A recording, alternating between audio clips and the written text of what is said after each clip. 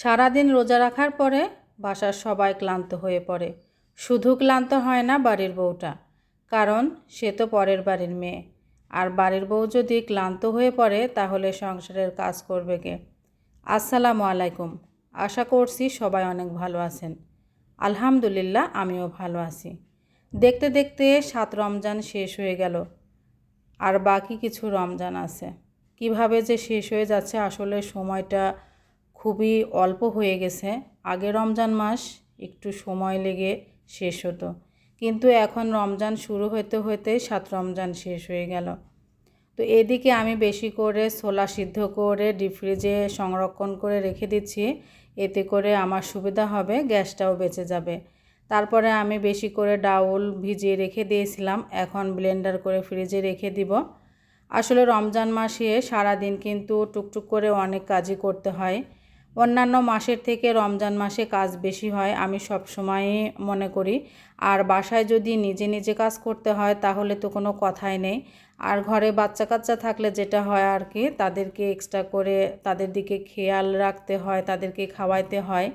তো এই জন্য আমি চেষ্টা করি আমার সুবিধার জন্য আমি বেশি করে ছোলা সিদ্ধ করে তারপরে ডাউল বেটে ফ্রিজে রেখে দিতে। তো আজকে একটু বেশি করে রেখে দিচ্ছি, এতে করে বাকি 6-7 দিন হয়ে যাবে। প্রথম রোজার দিনে রেখে দিয়েছিলাম, প্রায় 7 রমজান পর্যন্ত হয়ে গেল। তো আমার কথার মাঝে ভুল ত্রুটি হয়ে গেলে অবশ্যই ক্ষমা সুন্দর দৃষ্টিতে দেখবেন। তো এখানে আমি আলুর চপ বানাবো, এর জন্য অনেকগুলো আলু সিদ্ধ করে ম্যাশ করে রেখে দিয়েছি। আর রান্না করব সন্ধ্যা রাতের জন্য আর সেহরির জন্য একসাথে রান্না করে রেখে দিই, কারণ আমি সন্ধ্যার পরে তেমন একটা রান্না করি না। আর সেহরির সময় আমি একদমই উঠে রান্না করতে পারি না, কারণ এদিকে রাত্রে ঘুমাইতে ঘুমাইতে প্রায় 11টা-12টা বেজে যায়। আবার রাত্রে উঠে রান্না করা আমার পক্ষে সম্ভব হয় না। এজন্য আমি আগে দুপুরের দিকে আর কি রান্নাটা সেরে রেখে দিই, আর বিকেলবেলা আর কি সন্ধ্যার আগ দিয়ে ইফতারের যে আয়োজনটা সেটা করে রাখি। তো আজকে বাসায় দুজনকে বলা হয়েছে ইফতার করার জন্য, আমার খুবই পরিচিত, তারা আসবে, এজন্য মূলত রান্না শুরু করে দিয়েছি। আর এর মধ্যে আমার গ্যাসটা শেষ হয়ে গেছে, পরে আপনাদের ভাইয়াকে ফোন করে বলে দিলাম, তো আসার সময় নিয়ে আসবে। পরবর্তীতে আমি কারেন্টের চুলাতে আর কি মাংসটা রান্না করে নিয়েছি।